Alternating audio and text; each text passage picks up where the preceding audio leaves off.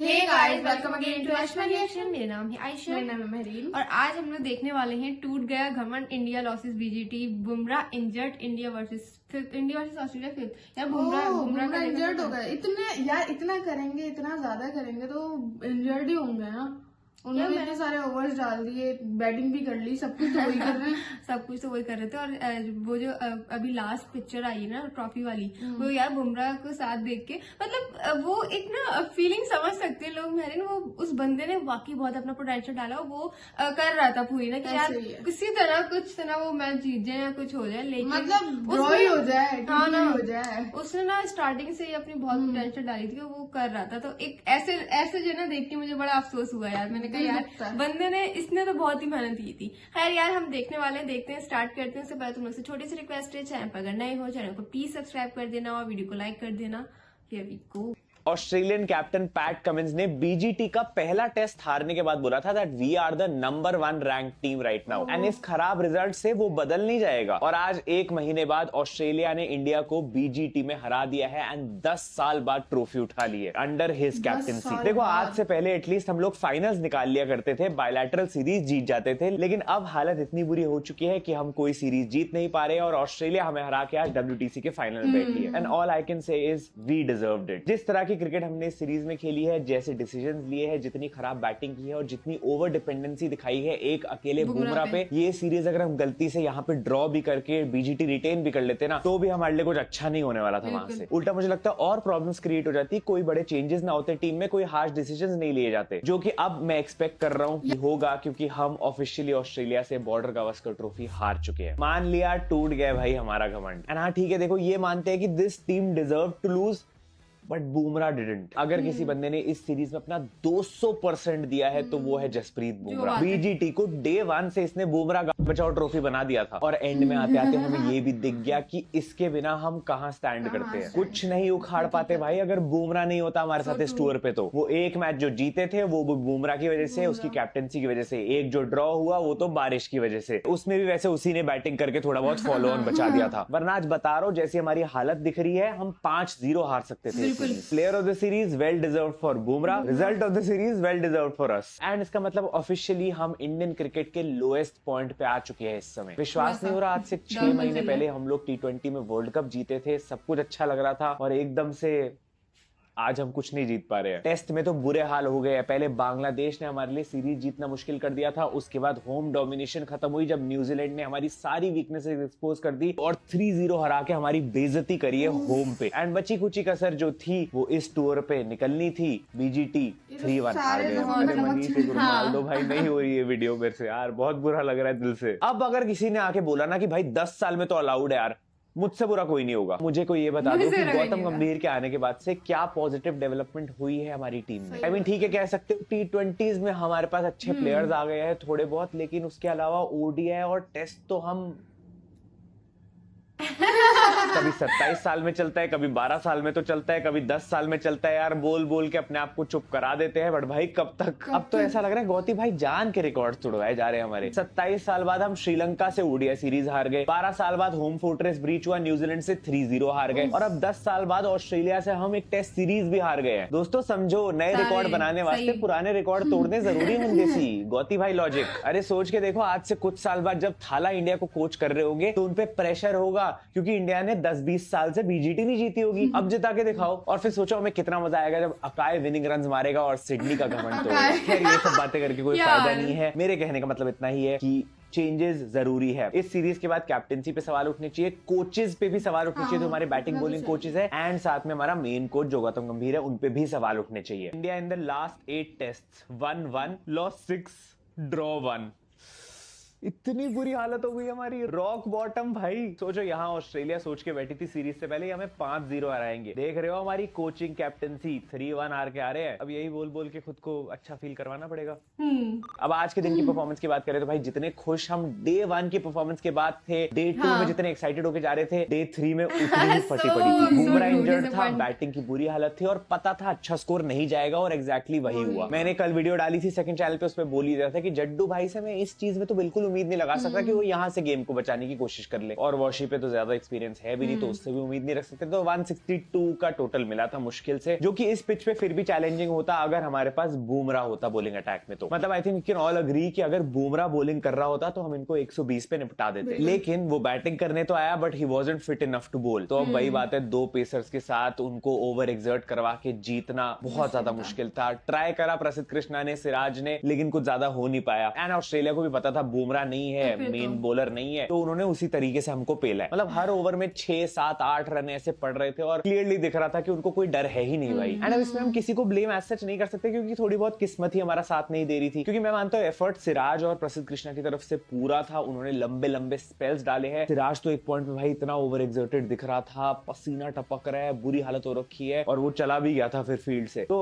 अपनी तरफ से इन दोनों ने एफर्ट्स डाले हैं, बट हाँ वो बुमराह वाली बात नहीं थी दोनों में, वो लीथलनेस नहीं थी, तो इसीलिए उतना डैमेज नहीं कर पाए, सिर्फ 4 ही विकेट निकाली हमने। बाकी फिर बुमराह के एब्सेंस में विराट कोहली भी आज स्टैंड इन कैप्टन थे, विंटेज कोहली वाइब्स तो दे दी हमें, लेकिन कुछ खास फायदा नहीं हुआ, क्योंकि मैच तो ऑब्वियसली नहीं जीत पाए। कैसे ही मैनेज करता बंदा, 2 ही बॉलर थे उसके पास। हाँ, इंस्टाग्राम एडिटर्स को कंटेंट मिल गया। मतलब मैं कल से लेके अभी तक विराट कोहली की स्लेजिंग और कैप्टनसी वाली 49 रील्स देख चुका हूँ। एंड यही प्रॉब्लम है कि हम कहीं ना कहीं पीआर में ही फंसे रह जाते हैं। एक तो भाई स्लेजिंग तब अच्छी लगती है जब रन बने हो, क्योंकि आज भी मैच हम हार रहे हैं, सबको दिख रहा है, लेकिन विराट भाई कंटेंट देने में लगे हुए थे। क्राउड कुछ ना कुछ बोल रहा होगा, उनकी तरफ इशारा करके अपनी पॉकेट्स खाली करते हुए दिखा रहे थे, और ऐसा इशारा कर रहे थे कि भाई मैं सैंड पेपर लेके नहीं घूमता, हम तो फेयर गेम खेलते हैं। एक तो विराट भाई थोड़ा समझो, स्लेजिंग तभी अच्छी लगती है जब बल्ले से थोड़े रन भी बने हो। हम खुद इस समय आपकी परफॉर्मेंस से परेशान हो रखे, आपकी गलतियों को देख के तंग आ गए हैं। ऊपर से पता है मैच हारने वाले, ऐसी पोजीशन में आप ऐसी हरकतें कर रहे हो। नहीं भाई, इसमें तो मैं नहीं डिफेंड कर सकता हूँ। आई opt out of supporting Kohli. अगर 300 रन होते इस सीरीज में कोहली के तो हम भी सपोर्ट करते भाई, लेकिन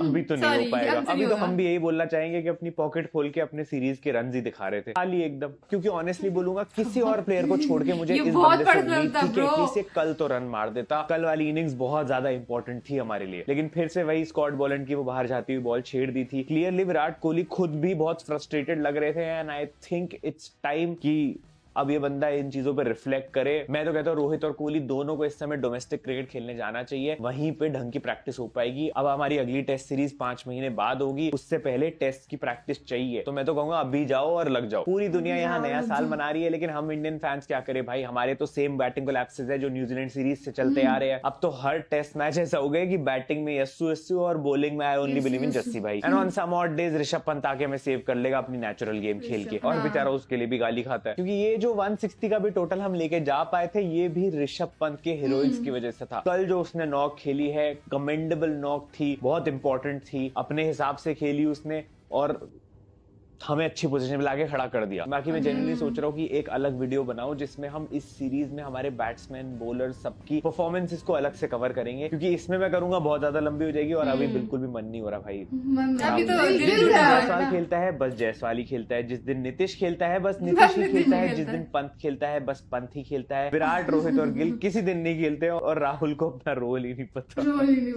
यार कितना सही करेंगे, लिखा है। सब पे अच्छे से बात करेंगे, एक अलग से वीडियो बनाऊंगा। बट हाँ, ये तो ट्रू है कि इंडिविजुअली देखा जाए हमारी परफॉर्मेंसेस, तो या तो जायसवाल या नीतीश रेड्डी ने कुछ किया है। राहुल इनिशियली थोड़ा बहुत कुछ कर रहा था, बट फिर डिप हो गया पूरी सीरीज में। कोहली ने 1 सेंचुरी लगाई, उसके बाद कुछ नहीं हुआ।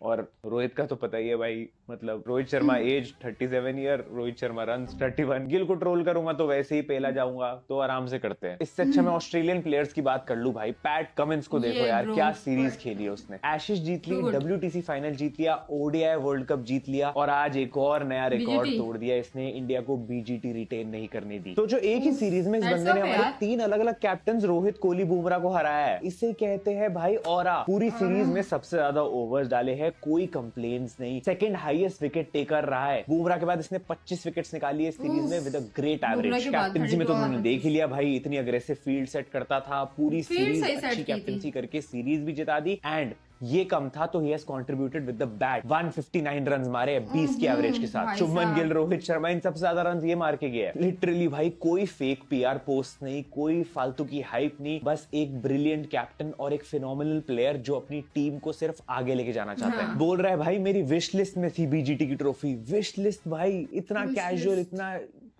छोटा बना देता है इतनी बड़ी चीजों को ये। या हमारी टीम के प्लेयर्स को जरूरत होती है भाई पेड पीआर करवाने की, लेकिन इसके लिए तो खुद इंडियन इंस्टाग्राम एडिटर्स बैठ के एडिट बना रहे होते हैं वो इंच पिंच वाली रील पे। अभी आएगी इंस्टाग्राम पे, जाओ इसी गाने पे रील आएगी और लिखा होगा कि पहला मैच तो हम वर्ल्ड कप में भी हारे थे, तो तुम्हें क्या लगा इस बीजीटी में भी हार के बीजीटी हार जाएंगे? भाई अब मैं इसको अंडर एस्टिमेट नहीं कर सकता। और मैं बता रहा हूँ सब कुछ जीत चुका है ये, तो हो सकता है अब ये आईपीएल में आके एक ट्रॉफी वहां से भी ले जाए। एंड ऑब्वियसली जहां ऑस्ट्रेलियंस की बात हो रही है, देखो अपने प्लेयर्स ने तो इतना कुछ खास किया ही नहीं कि उनकी तारीफ की जाए, तो एटलीस्ट ऑस्ट्रेलियंस की कर देते हैं भाई। स्कॉट बोलैंड क्या खेला है यार, ये बेंच प्लेयर है भाई स्कॉट बोलैंड, हेजलवुड के बाद खिलाते हैं इसको। अबे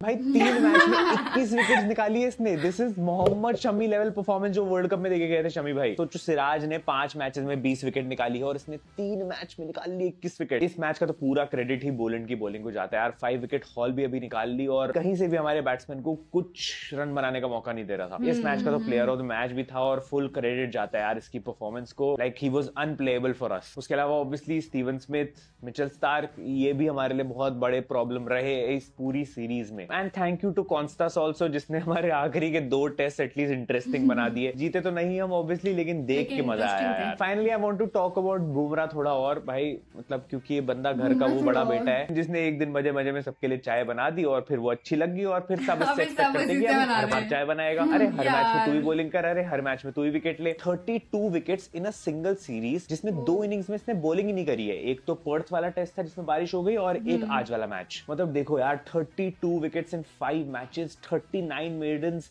बेस्ट फिगर्स ऑफ 6 for 76 और एवरेज ऑफ सिर्फ 13। मुझे तो समझ नहीं आ रहा, हम लोग 3-1 सीरीज हारे हैं और उसके बाद भी हमारे बॉलर ने सबसे ज्यादा अच्छी बॉलिंग करी है पूरी सीरीज में। 32 विकेट निकाली है इसने और रोहित शर्मा के रन थे 31। आई थिंक प्रॉब्लम ही यही थी कि हमारे एक ही बॉलर ने सबसे ज्यादा अच्छी परफॉर्मेंस दी है। उनके कलेक्टिवली पूरी टीम ने इंडिविजुअल अच्छी परफॉर्मेंसेस दी है। एंड इस मैच में भी यार पहली इनिंग में जो परफॉर्मेंस दी थी, जिस इंटेंसिटी से बंदा लीड कर रहा था, I see him as our future test captain। ये तो इंजरी ऐसी थी और आगे बहुत इंपॉर्टेंट मैचेस आ रहे हैं, वरना आज भी अगर इसके बस में होता तो ये डाल देता ओवर। सुबह रनअप लेने की प्रैक्टिस कर रहा था, 2-3 विकेट की हेड स्टार्ट देनी थी बस, उसके बाद तो हम कर लेते। अब आई जस्ट होप कि ये जो बुमराह की इंजरी है यार ये सीरियस ना हो, क्योंकि हमारे लग जाएंगे वरना। मतलब अगर इंजरी सीरियस है तो तुम चैंपियंस ट्रॉफी को सीरियसली नहीं ले सकते हो फिर, क्योंकि वहां अभी इससे भी बुरे हाल हो सकते हैं। तो all I can say is अभी कि thank you Bumrah, thank you for this series, thank you for your amazing performances, thank you for giving us your everything. और आई होप कि ये टीम किसी दिन इस लेवल पे खेल पाए कि